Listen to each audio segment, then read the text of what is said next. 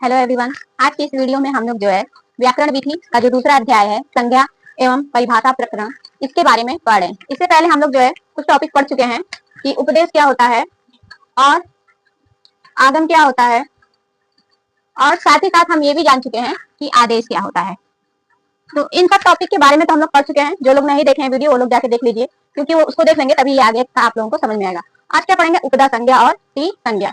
T संज्ञा जो है बुक में नहीं दिया गया, टी संज्ञा जो है बुक में नहीं दिया गया है, लेकिन इन दोनों को जो है समझने के लिए, इन दोनों को यदि हम समझ जाते हैं तो समझिए कि हमें टी संज्ञा और उपदा संज्ञा जो है उसको जो है अच्छे से कंफ्यूजन जो होता है हमारा क्रिएट, वो कंफ्यूजन क्लियर हो जाएगा। क्योंकि टी संज्ञा और उपदा संज्ञा दोनों का लगभग जो है एक जैसा ही वो मिलता है, लेकिन कुछ डिफरेंस है कि इसमें क्या है इसमें क्या है, जब आगे बताऊंगी तब आप लोगों को समझ में आएगा। तो मैंने टी संज्ञा को इसलिए ले लिया है क्योंकि टी संज्ञा जो है जिस तरह लेवल बढ़ रहा है एग्जाम का, उसमें टी संज्ञा इंपॉर्टेंट है। और टीजीटी लेवल पे टेट सीटेट पे पूछा भी जाता है, शब्द दे दिया जाएगा, पूछ दिया जाएगा इसमें इस शब्द में टी संज्ञा किस वर्ण की हुई है या उपदा संज्ञा किस वर्ण की हुई है। तो इसको जानने के लिए ये दोनों इंपॉर्टेंट है, टी संज्ञा भी इंपॉर्टेंट है, इसलिए मैं इसको ले ली हूँ बताने के लिए। तो चलिए फटाफट रिवीजन कर लेते हैं कि हमारा उपदेश क्या होता है। उपदेश हमारा जो है, जो हमारे ऋषि मुनि हैं पुराने लोग, वो जो बातें कह दिए हैं संस्कृत व्याकरण को बनाने के लिए, वही हमारा क्या कहलाता है? उपदेश कहलाता है। आगम क्या है? आगम को हम मित्रवत कहते हैं। क्या कहते हैं? मित्रवत। मित्रवत क्यों कहते हैं? क्योंकि ये क्या करता है, किसी वर्ण को हटाता नहीं है। चाहे इधर कोई बैठा है चाहे इधर बैठा है, बीच में आके बैठ जाएगा, लेकिन ना इसको हटाएगा ना इसको हटाएगा, किसी को भी हटाता नहीं है, एक साथ लेकर चलता है इसको, इसलिए इसको क्या कहते हैं? मित्रवत कहते हैं। आदेश शत्रुवद आदेश। आदेश को क्या बोलते हैं? शत्रुवत। शत्रुवत क्यों बोलते हैं? क्योंकि इसको जब हम बोलते हैं शत्रुवत तो क्या होता है, ये जो आदेश का काम क्या है, शत्रुवत है, ये क्या करेगा, जैसे यहाँ कोई बैठा है यहाँ कोई बैठा है, तो चाहे इसको हटाएगा चाहे इसको हटाएगा, दोनों में से किसी को हटाएगा तब अपने आके बैठेगा। तो चाहे इसको हटाएगा तो बैठेगा अपने, या इसको हटाएगा तो यहाँ के बैठेगा। तो एक को जो है हटना पड़ेगा, एक को हटा के जो है ये आके बैठ जाता है, इसलिए इसको क्या है? शत्रुवत कहते हैं। अब कोई हमारी जगह लेगा तो हमें जो है गुस्सा आता ही है, तो इसलिए जो, और गुस्सा का भाव किसके प्रति होता है? हमारा शत्रु के प्रति होता है। अगर कोई हमें सामंजस्य करके लेके चलता है एक साथ, तो उसको क्या है? मित्रवत होता है। तो आगम का काम क्या है? शब्दों को एक साथ लेके चलता है। और आदेश का काम क्या है? कि वो एक को हटाएगा फिर अपने आएगा, बिना किसी को हटाए, चाहे पहले को हटाए चाहे दूसरे को हटाए, लेकिन हटाएगा जरूर, बिना हटे वो अपनी जगह पे बैठने वाला नहीं है, इसलिए इसको क्या बोलते हैं? शत्रुवत कहते हैं। आप डिटेल में जानना है तो पिछली वीडियो आप लोग जाके देखिए। चलिए जानते हैं आज कि उपदा संज्ञा। उपदा संज्ञा क्या होता है?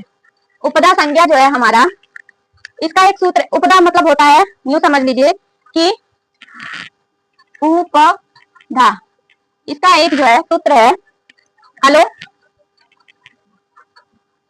अंत्यादि, अलो अंत्यादि पूर्व उपदा। अलो अंत्यादि पूर्व उपदा। अल मीन्स क्या होता है? अल में हमारा जो है, इसका जब हम टुकड़ा करेंगे तो बनेगा हमारा अल, फिर अंत्य, फिर क्या बनेगा? आदि, फिर क्या है? पूर्व, फिर क्या है? उपदा। अलो अंत्यादि पूर्व उपदा। अब इसको जब हम पूरा समझ लेंगे, इस बात को यदि हम पूरा समझ लेंगे तो हमें जो है अलो अंत्यादि जो है समझ में पूरा आ जाएगा कि उपदा बराबर अलो अंत्यादि पूर्व उपदा। ये सूत्र क्या कहना चाहता है? तो ये सूत्र हमसे ये कहना चाहता है कि अल मीन्स क्या होता है? स्वर और व्यंजन दोनों वर्ण। अच में क्या होता है? अच में हमारा स्वर वर्ण आता है, अच में हमारा क्या आता है? स्वर वर्ण आता है। और हल में हमारा क्या आता है? व्यंजन वर्ण आता है। जो लोग संस्कृत वर्णमाला को जानते हैं तो उन्हें पता है कि संस्कृत में जो अच है स्वर वर्णों को कहा जाता है, और हल जो है व्यंजन वर्णों को कहा जाता है। और अल किसको बोला जाता है? स्वर और व्यंजन दोनों को जोड़ के, क्योंकि हमारा अयुण अ से शुरू होता है और हल पे जो है खत्म होता है, तो हमारा प्रत्याहार बनता है अल। पहला वर्ण अयुण का अ और हल का जो है आखिरी ल, इसके बीच के जितने भी वर्ण हैं वो हमारे स्वर और व्यंजन पूरे हैं। तो पूरी संस्कृत वर्णमाला में जितने भी अक्षर है तो वो किसके अंतर्गत आ जाते हैं? अल के अंतर्गत आ जाते हैं। तो जब अल बोल दिया जाए तो अल से हमें ये समझ लेना है कि उसमें स्वर वर्ण भी आएगा और व्यंजन वर्ण भी आएगा। कौन कौन से आएंगे? स्वर वर्ण भी हो सकता है और व्यंजन वर्ण भी हो सकता है। फिर क्या है? अंत, यानी अंतिम में, आदि मतलब अंतिम से पूर्व, उपदा। अब इसको उदाहरण से समझ लेते हैं। जैसे हमारा उदाहरण है, पहले इस बात को समझ लीजिए पहले। अल मीन्स क्या हो गया हमारा? स्वर या व्यंजन वर्ण। अंत मीन्स अंत में। आदि पहला, आदि मीन्स क्या होता है? पहला। पूर्व मीन्स पहला। उपदा यानी उपधा होगा। अब इसका उदाहरण है, मान लीजिए चिंत। क्या है उदाहरण? चिंत। ये जो शब्द है इसने पूछ दिया कि इसमें उपधा किस वर्ण का होगा, तो सबसे पहले तो चिंत शब्द को तोड़ेंगे। क्या करेंगे? तोड़ेंगे। तो चिंत शब्द जो है किन किन वर्णों से मिलकर बना है? च धन ई धन न। जब हमारा आधा वर्ण रहता है तो उसके आगे हलंत लगता है, यहाँ पे ई की मात्रा इसलिए ई आ गया। अब क्या बचा हमारा? न जो है आधा है इसलिए जो अ नहीं जोड़ेंगे, ठीक है। आधा है तो आधा ऐसे न लिखाएगा संस्कृत में। फिर क्या है? त है, त भी क्या है? आधा है, हलंत लगा हुआ है। अब इसमें है स्वर या व्यंजन, यानी स्वर भी हो सकता है व्यंजन भी हो सकता है। तो ये जो चिंत शब्द है इसका अंतिम अंतिम वर्ण क्या है? त है। कौन सा है? त है। और इस त से पहले कौन सा वर्ण आया है? न आया है। क्या आया है? न आया है। तो बताना यही चाहता है कि ये जो उपधा उपधा है, उपधा संज्ञा, इसमें जो वर्ण होगा, जो शब्द होगा, तो उस शब्द को जब हम तोड़ेंगे तो उसका जो अंतिम होगा, अंतिम शब्द ये हुआ ना, ये तो च तो पहला हो गया क्योंकि शुरुआत च से हुई है, लेकिन अंत किस पे हुआ है? त पे हुआ है। तो जिसपे ये अंत हुआ है उसके पहले, इस त से पहले क्या आ रहा है? ना आ रहा है, यानी ये त छोड़ देंगे, इस त के पहले ये वाला शब्द ना आ रहा है, तो यही क्या कहलाएगा? हमारा उपधा वर्ण कहलाएगा, उपधा संज्ञा हो जाएगा। तो यानी चिंत में हमारा, यदि चिंत में उपधा संज्ञा पूछ दिया, उपधा संज्ञा किस वर्ण की हुई है? उपधा संज्ञा किस वर्ण की हुई है?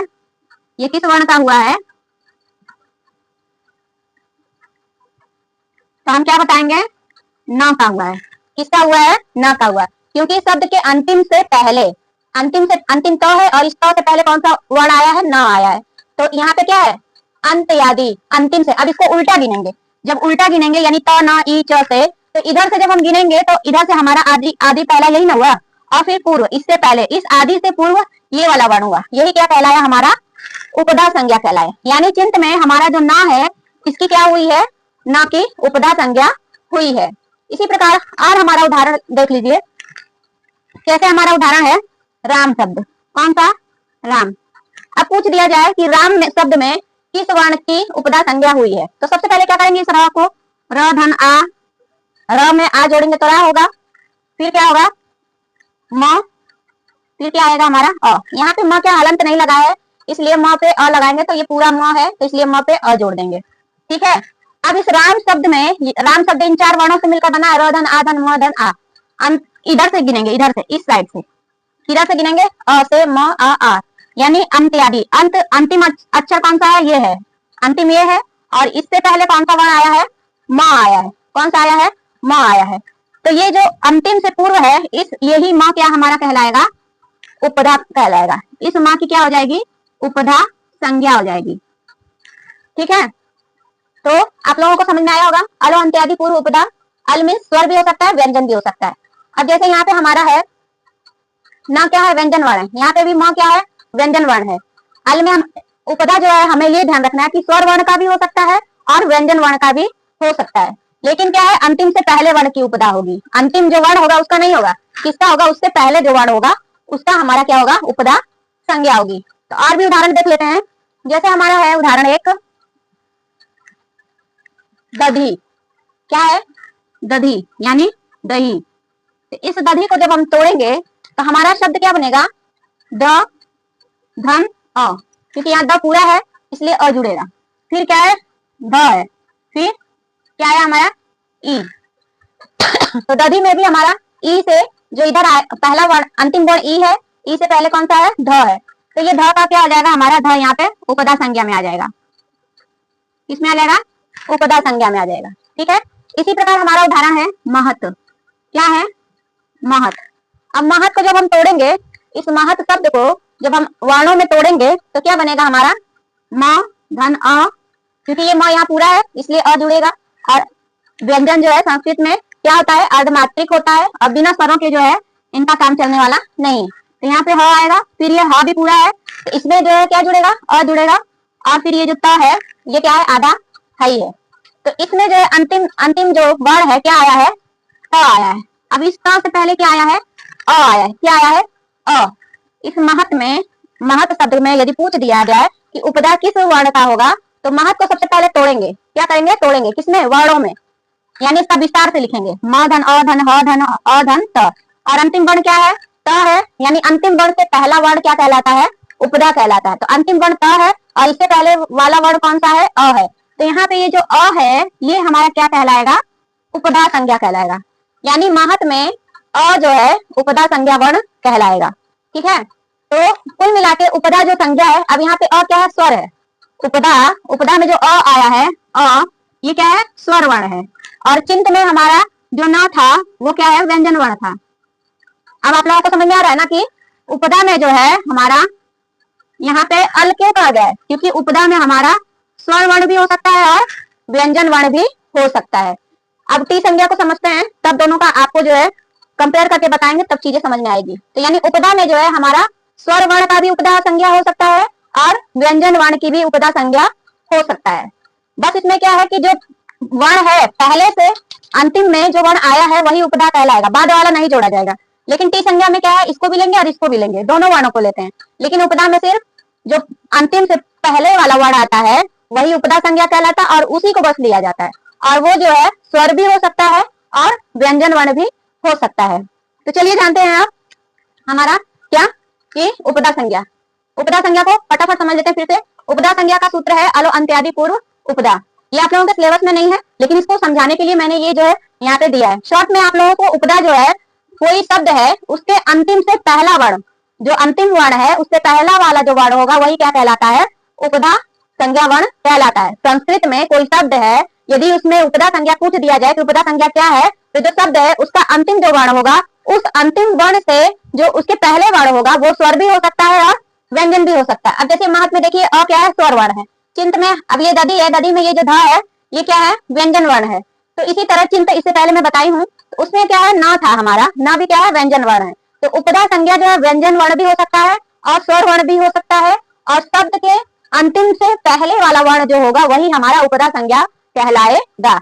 और उपदा संज्ञा में हमें और क्या ध्यान रखना है कि ये जो है स्वर भी हो सकता है और व्यंजन भी हो सकता है। अंतिम स्वर से अंतिम जो वर्ण है उससे पहला जो वर्ण होगा वही हमारा उपदा संज्ञा कहलाएगा। तो चलिए लिख लेते हैं कि उपदा संज्ञा क्या होता है। आप लोगों को इजी तरीके में बता दें कि उपदा संज्ञा, तो उपदा संज्ञा वो सब तो मैंने आप लोगों को समझाने के लिए बताया कि आया कैसे, उपदा संज्ञा आया कैसे। तो उपदा संज्ञा जो है संस्कृत में, इसमें संस्कृत में उपदा संज्ञा उस वर्ण को कहेंगे जो शब्द के अंतिम वर्ण से पहले वर्ण हो। ये मैं आप लोगों को सरल भाषा में समझा रही हूँ कि संस्कृत में उपदा संज्ञा किसे कहेंगे? संस्कृत में उपदा संज्ञा उस वर्ण को कहेंगे जो शब्द के अंतिम वर्ण से पहले वर्ण हो। ठीक है, अब क्या? यह वर्ण स्वर या व्यंजन हो सकता है। मतलब कि जो उपदा संज्ञा है वो उस वर्ण, उसमें जो है स्वर वर्ण भी हो सकता है उपदा और व्यंजन वर्ण भी उपदा हो सकता है। इसका सूत्र क्या है हमारा? अलो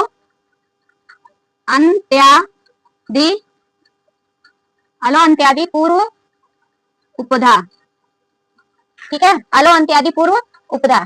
इसका उदाहरण क्या है? जैसे चिंत में न, महत में अ। महत में अ कैसे आया था? इसको क्या करेंगे? तोड़ेंगे। महत शब्द को तोड़ेंगे, फिर अंतिम वर्ण त है और त से पहले अ आया, तो ये क्या हो गया? हमारा उपदा संज्ञा कहलाएगा। यानी महत में अ वर्ण जो है उपदा संज्ञा वर्ण कहलाएगा। और चिंत में त अंतिम वर्ण है और इस त से पहले क्या आया है? न आया है। यहाँ पे आधा न है इसलिए इसमें अ नहीं जुड़ा है, तो यानी यहाँ पे न जो है हमारा क्या हो गया? उपदा संज्ञा हो गया। चिंत में न की उपदा संज्ञा हो गई, महत में अ की उपदा संज्ञा हो गई। इसी प्रकार दधी में हमारा धा का हो गया उपदा संज्ञा, और राम में हमारा किसका हो गया? माँ का हो गया।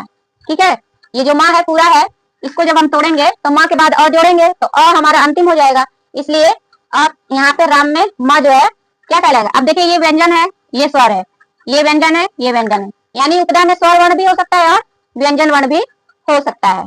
तो जब हमें उपधा संज्ञा पूछा जाए तो सबसे पहले हमें क्या करना है कि जो शब्द दिया रहेगा उसको जो है वर्णों में लिख लेंगे। किसमें लिख लेंगे?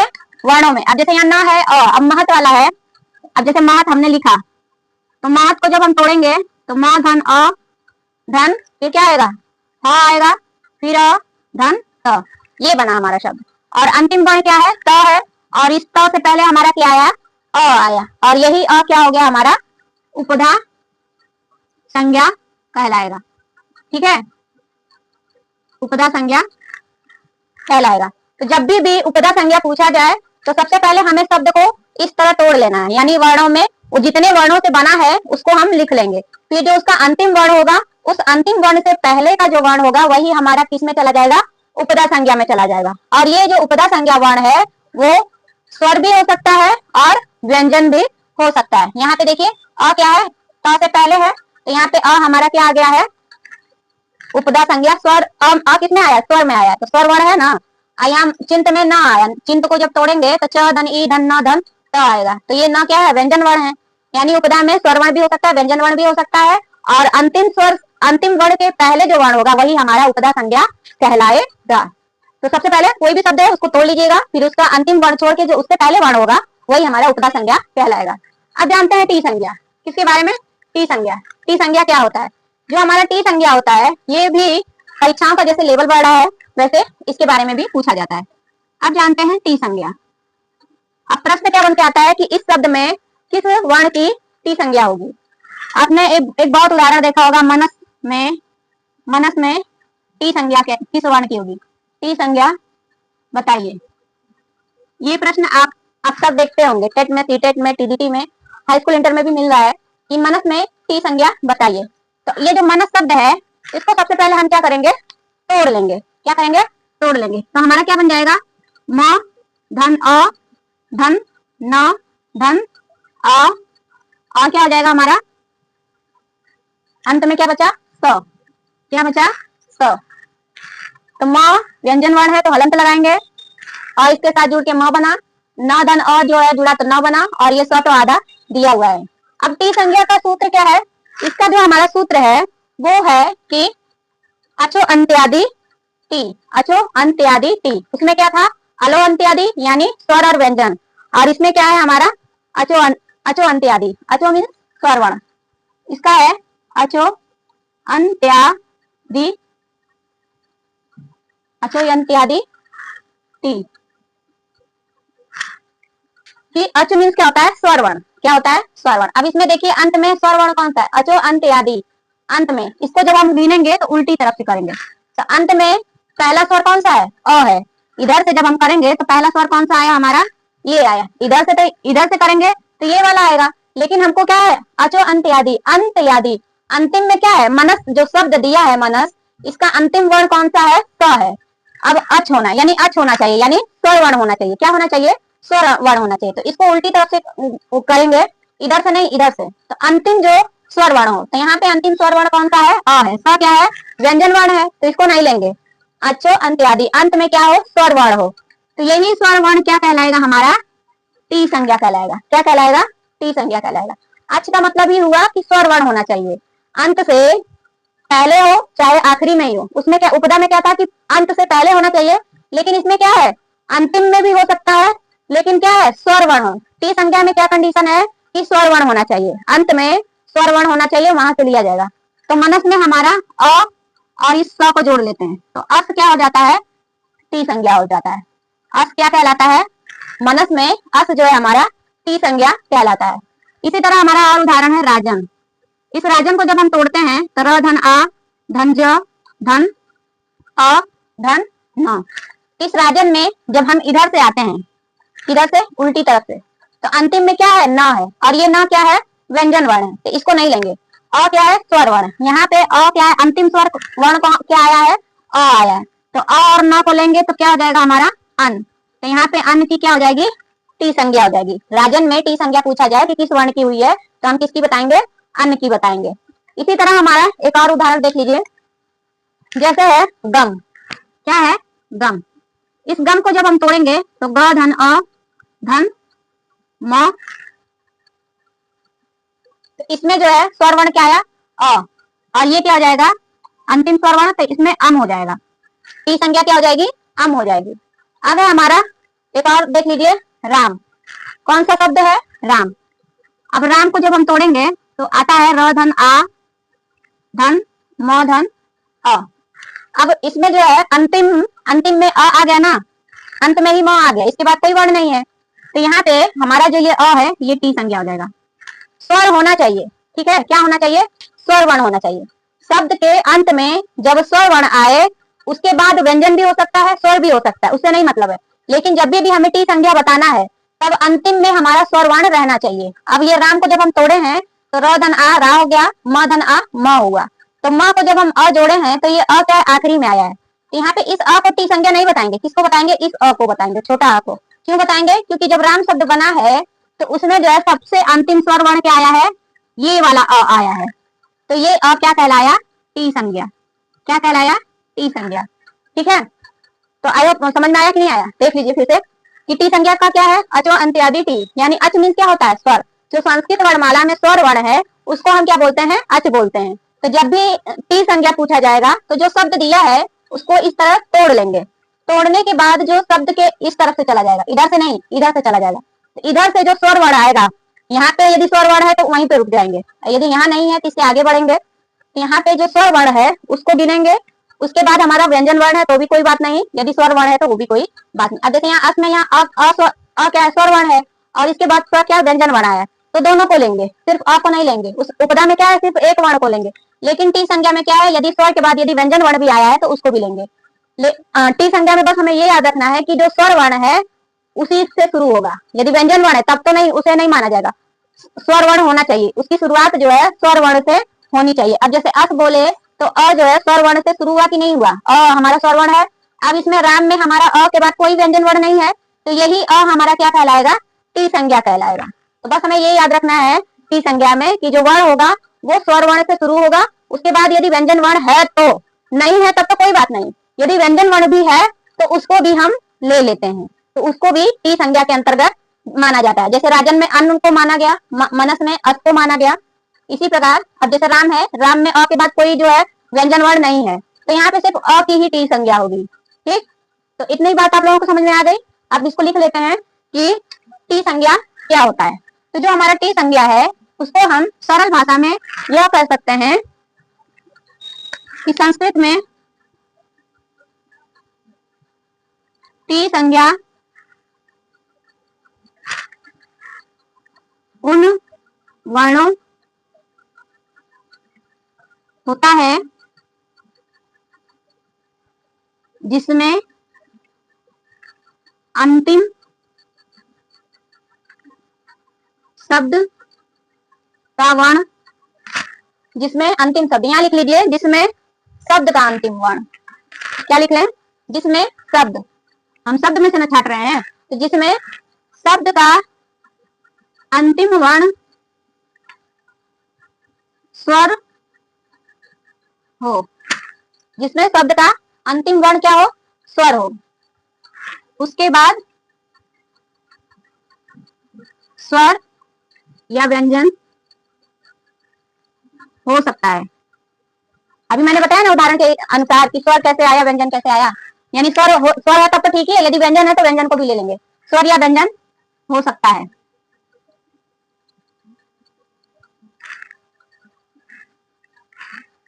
संस्कृत में टी संज्ञा उन वर्णों का होता है जिसमें शब्द का अंतिम वर्ण क्या हो, स्वर हो, उसके बाद स्वर या व्यंजन हो सकता है। ठीक है, जैसे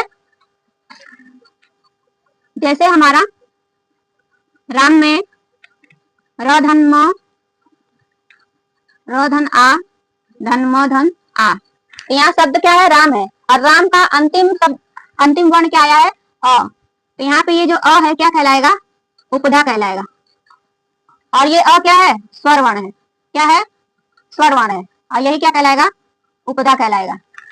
अब दूसरा उदाहरण देख लीजिए, क्या बताई थी मैं, और राम और मनस, मनस का बहुत पूछा जाता है, मनस और राजन ये जो दोनों शब्द हैं इसका बहुत पूछा जाता है।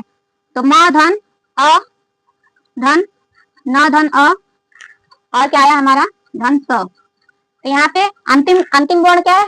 स्व, लेकिन क्या है? व्यंजन वर्ण है, तो इसको नहीं लेंगे। इस स्व को क्यों नहीं लेंगे? क्योंकि ये व्यंजन वर्ण है। हमें क्या लेना है? टी संज्ञा में हमेशा हमें स्वर वर्ण लेना है। तो इसमें स्वर वर्ण कौन सा है हमारा? ये है।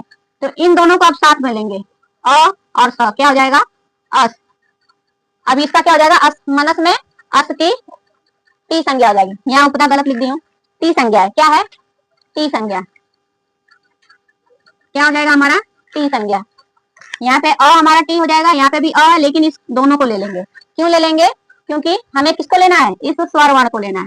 किसको लेना है? स्वर वर्ण को लेना है। तो आप लोगों को समझ में आ गया ना कि जो शब्द है उसका जो अंतिम वर्ण है वो स्वर होना चाहिए।